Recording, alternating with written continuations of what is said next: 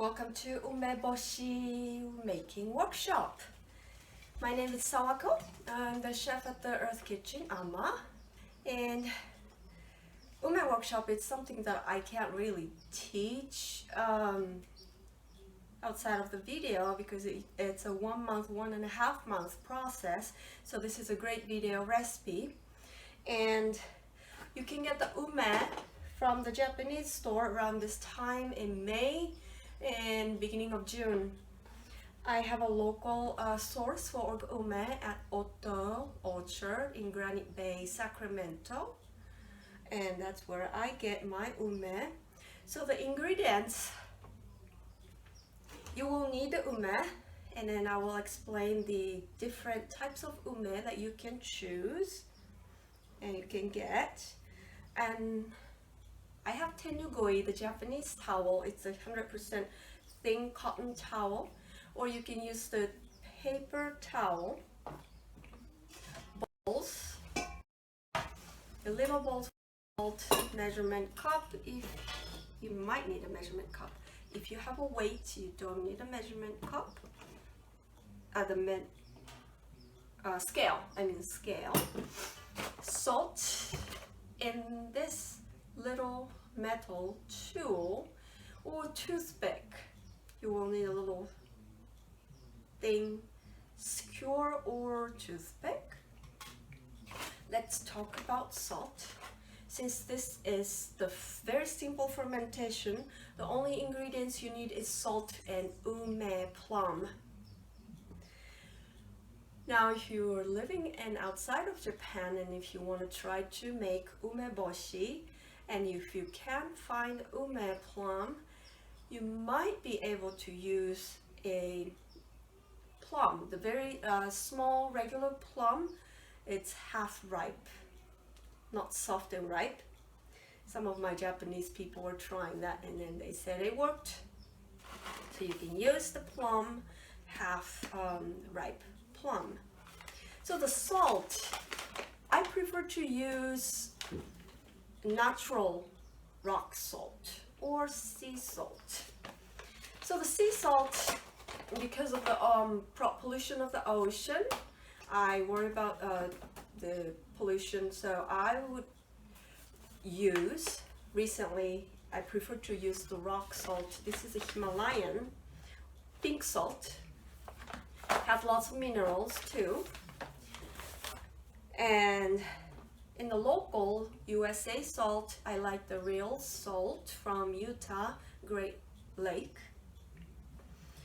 And then you probably can find your local rock salt or sea salt that you like.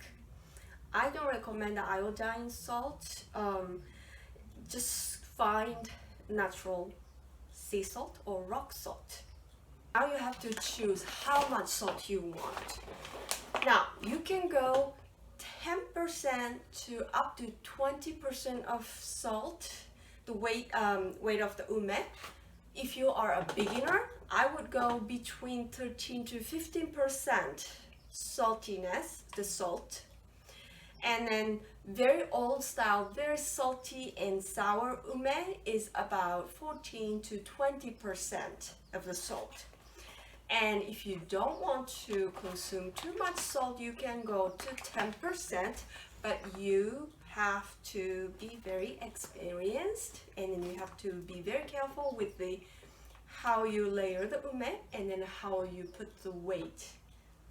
So I usually love to make traditional, and then I would like to take a salt and minerals from the umeboshi because I drink a lot of umeboshi tea every day. So I use a really quality good salt, and I would use about 13 to 15% of salt. Let's talk about the fermentation vessel.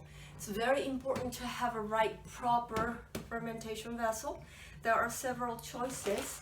I'm going to be making one method is modern style plastic. This is a Ziploc, 1 quart Ziploc.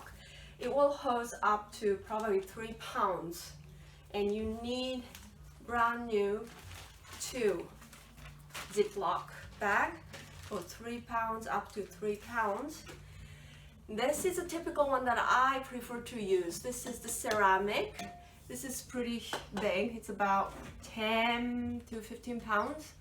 And this is something that you can buy in United States. I bought at the local natural food store, Sacramento Natural Food Co-op. They have it. This is probably the largest or second largest one. Another one, glass container. This would be perfect. It's kind of small batch. I have a fermented plum juice right now, but if you're using something like this, make sure it's straight. This is also a glass jar. I'm fermenting with the honey and ume, the ao ume, the green ume in there. This is ideal because it's a wide mouth. This is okay, but it's best to have a wide mouth because you need to put a weight on it. Let's talk about the weight.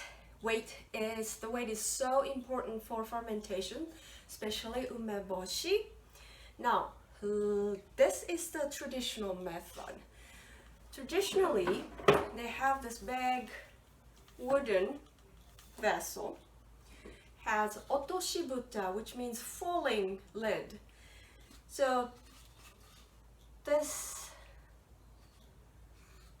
size of the lid is just slightly smaller than the mouth of the container. I have a wooden one, or this is like a modern stainless steel one, handmade one from Kyoto. And then it goes down, and then the weight stone goes on top. Another one, you double back the Ziploc, and then you're gonna put double bagged one inside, and then pour the water, so water weight. And this is something that I use a lot, bean weight. So those are old beans that I'm not going to use anymore for cooking, so I keep them in the Ziploc, double bag it, and then the brand new bag outside, and then put it evenly over the umeboshi. I have azuki beans and dal, white beans. So those are different methods of weight you can use. So how much weight do you need for the weight? You need at least twice as much as the ume that you're pickling. So if you have 5 pounds of ume you're pickling, you need 10 pounds of weight on top of the ume. And then after a week or so, the water comes up and then it covers the ume. And then it starts to cover the ume, you're gonna take out half of the weight. Just enough weight, you're gonna leave just enough weight that the water is covering the ume. So you have to take out after a week or so. And after a week, if you don't see water coming up enough, you probably didn't have enough weight over it. So the weight is very important, twice as much as the weight of the ume plum. Now let's talk about the variety of ume plums. If you go to a store and then buy a ume plum, you probably find only one variety available. But if you go to a farm like I did, they have different varieties and then different sizes, different aromas. Now for umeboshi plum, I would like to use small to medium size. If you have a small one, they get shrunk because we dry it. So just consider maybe 20-30% shrinkage. So I like to use the medium. If it's too large, it tends to get crushed during the fermentation. So I would go for the medium size and maybe smaller size. This is a pretty green ume plum. And here is two different ones that you can see, Shirokaga on the left and Bungo on the right side from the local farm that I went. So this year I used Bungo and Shirokaga both. This is the ume that I am using for umeboshi. So you see little green turning to yellow. Those are the best. It's not too soft, it's not too hard. If it is too green, it will end up in hard umeboshi, which is okay, and then it's different aroma flavor. And if it is too ripe, like these guys, completely yellow and soft, it will end up crashing while it's fermenting. So the best is when the green ume plum is turning to yellow. So right before the complete ripe. Now you're going to need to wash the ume in water. If you're using green ume, our ume, for syrup making or ume sake making, like this, I made the honey syrup. You will soak the green ume overnight in water because it has the toxin, or we call aku, you have to get rid of by soaking in water overnight. If it's ripe, almost ripe, or yellow, you don't need to soak it. If you soak it, it will get damaged easily. So you just wash it lightly and then be gentle with the ume. I'll keep the water by your side while you work with the prepping the ume by taking out the belly part, because sometimes inside of the belly you find a dirt. And container, you will need to clean it very well. I'm using this crock pot, big crock pot. I have 5 pounds of ume plum and then 15% of salt this year. And then you're gonna wipe the inside with vodka or a high alcohol content like shochu, the sweet potato sake. It's about alcohol about 35%, 40%, or vodka. Clean it and sterilize inside, especially around where ume touches the air, around the meat part. You're gonna clean it really well with a towel and vodka or sake or isopropyl alcohol, the rubbing alcohol, but the high grade. Yes. And then the size of the container you need, if you put the ume in the container, you will need about at least a quarter empty, because the water come up, and you need to put a weight. So don't use the container, it's too small. So you don't want to fill the ume. So the ume should be here or less, so you have a nice space on the top. You're gonna dry the ume. I love using Japanese towel, tenugoi. This is from Kumamoto Aso Shrine. You can use paper towel and gently dry it and put it in the other bowl.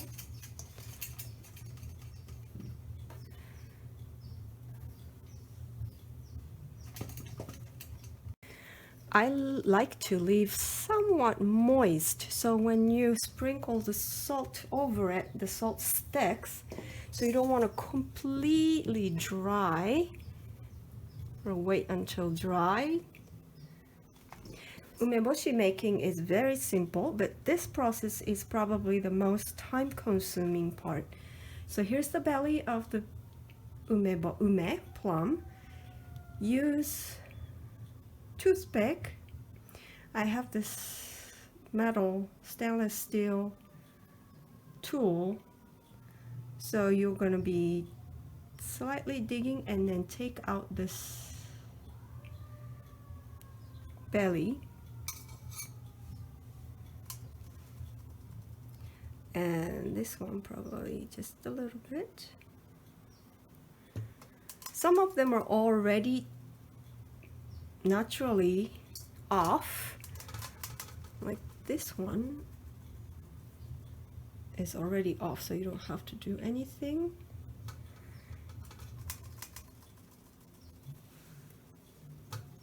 If you are getting from the store, probably they're completely green, so you might need to wait.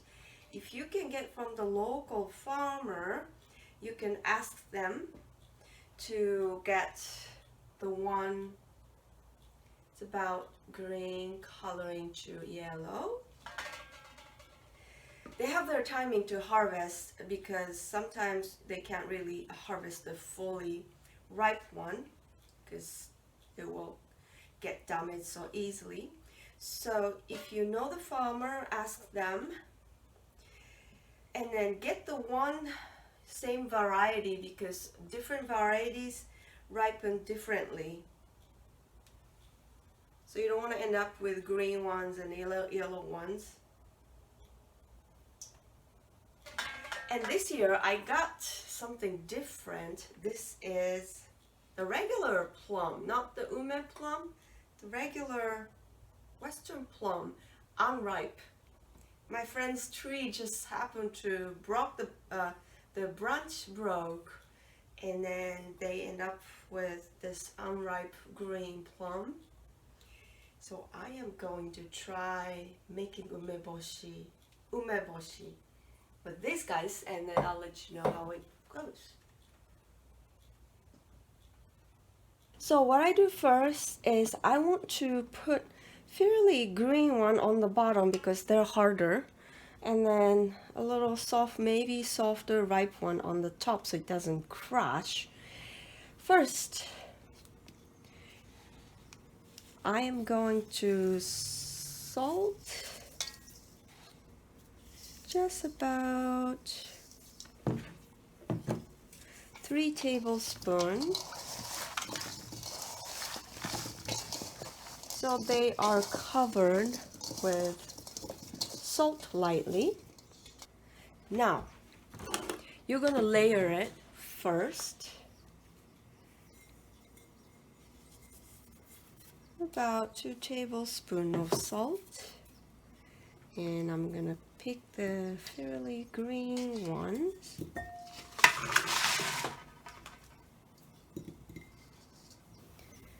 Aren't they beautiful? This is the first layer, and then handle very gently so you don't bruise them. Now the first layer, you're gonna have a salt again, and second layer you're gonna get more salt. So the higher you go, the more salt you will put. So save some salt for later. Second layer.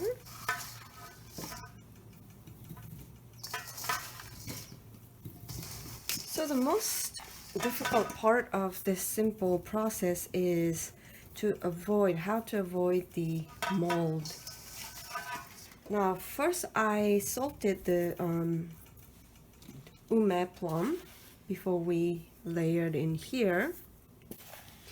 Another way you can do, some people does put a vodka or shochu, the strong sake, around the ume and layer it, or sometimes they sprinkle on the very top of the layer. But I did that before and it worked, but if you get experienced, you don't have to worry about so much. And then I don't want to put too much alcohol around plums, because all the good microorganisms that you need for fermentation are on the skin too, and you don't want to kill those. So now this is the last layer. You're gonna do a heavy salt. So beautiful. Make sure it's soft, it's very flat.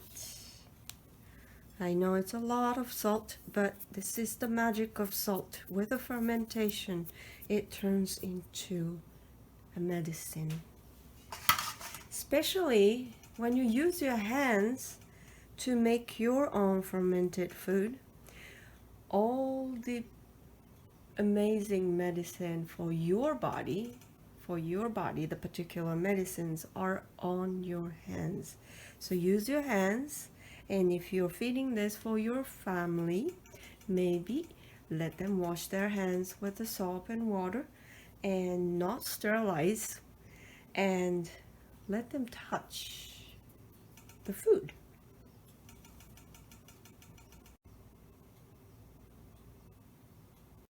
Now time to put the weight. Here's my otoshibuta, just smaller than the mouth of the container. It goes right falling. Otoshi means falling. So the weight goes evenly distributed. It's not quite flat. Don't worry if you don't have it. You can use the probably 1 gallon Ziploc, and then it fits. I'm using river rocks for my weight. I have 5 pounds of ume, which means I need twice as much of weight, which is 10 pounds. If you're putting the weight, don't put just one whole 10 pounds here, because you need to reduce it later. So I have several rocks, so I can remove a few later on. And sterilizing the weight. I'm a fan of using the natural tools, especially for fermentation. You can do the Ziploc method, but I like to use this so the plastic doesn't go in here.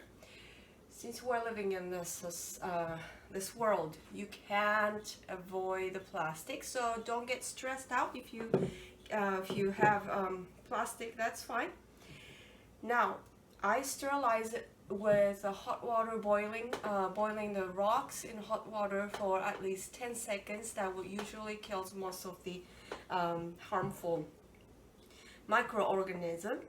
Or you can soak it in vodka or shochu to sterilize, or alcohol, isopropyl, I can still say alcohol.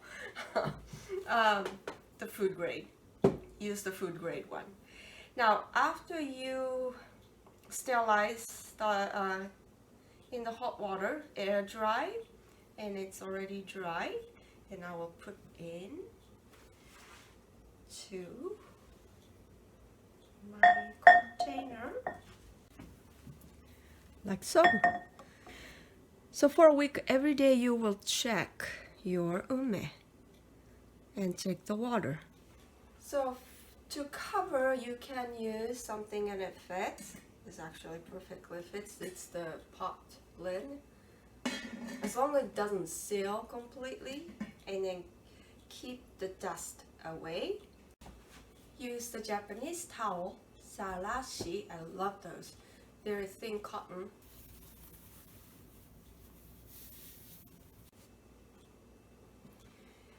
And then wrap it around with a string.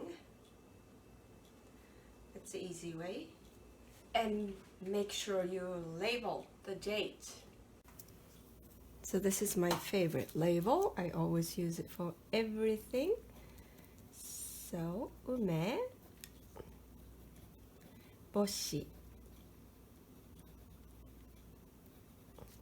Umeboshi means dried, which means we're going to dry them in the sun after fermentation. Today is 21st. You're going to leave this in a dark, cool place.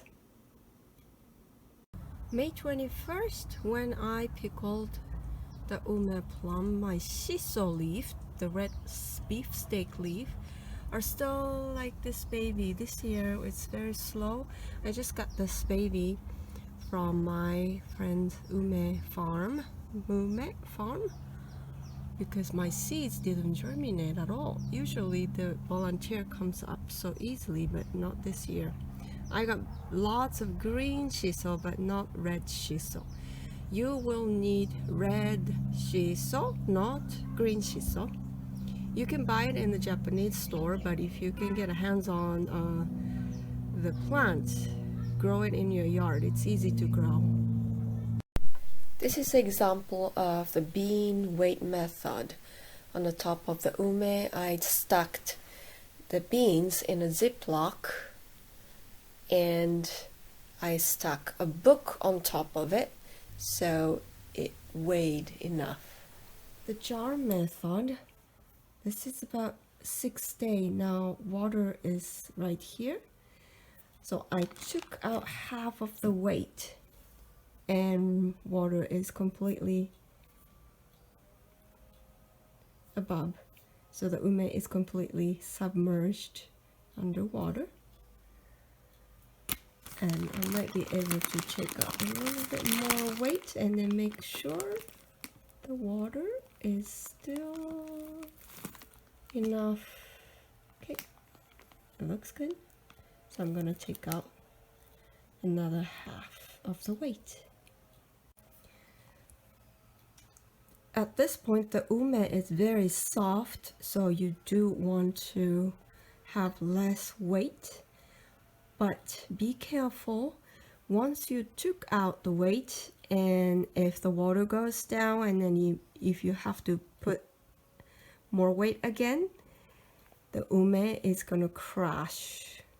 So make sure just take out this right amount of weight out. Usually half to 2/3 you take the weight out, and then make sure the water is here above the ume. Then you're gonna be waiting for the red shiso leaf to be ready. So ume is gonna sit like this for another month or so. You're not gonna need to do anything, just wait.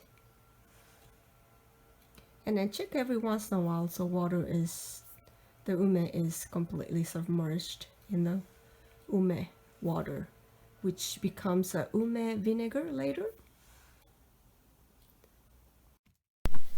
This is the Ziploc method. So you're gonna double bag 1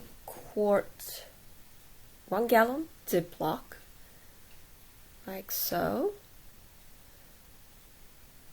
and flip the mouth so it stands freely.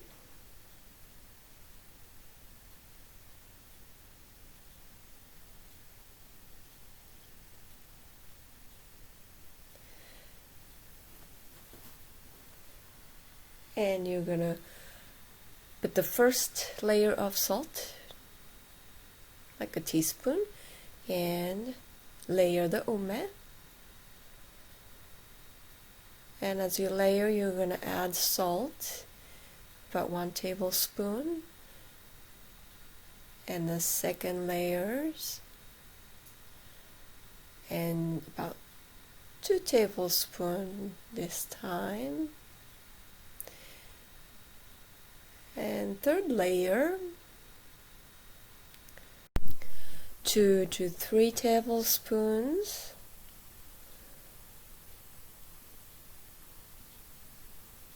And more salt.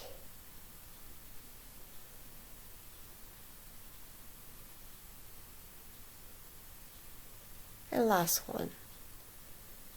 And more salt. the salt. And then gently shake. Make sure all the salts are evenly around the ume. And no air inside. Push the air out.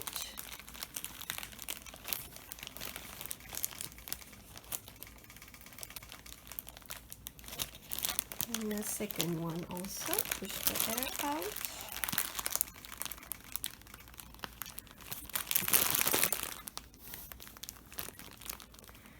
And leave it in a dark place, but don't hide it from your sight, because you will forget. You have to check it almost every day. So the water goes up. Within the week, you want the water to cover the whole ume. Label it, put the date. This is day 3. You will see the water coming up a little bit inside. Now you're going to flip the bag so the water goes all over the whole ume, and then bring it back. This is day 10. The more water is coming up, and I flipped over once a day, every day from day 1, and it should look like this now. And then there's no mold because I flipped it every day, and then submerged the ume in water. Now you're going to be checking every once in a while and let it sit until shiso leaf is ready, which is about beginning of July.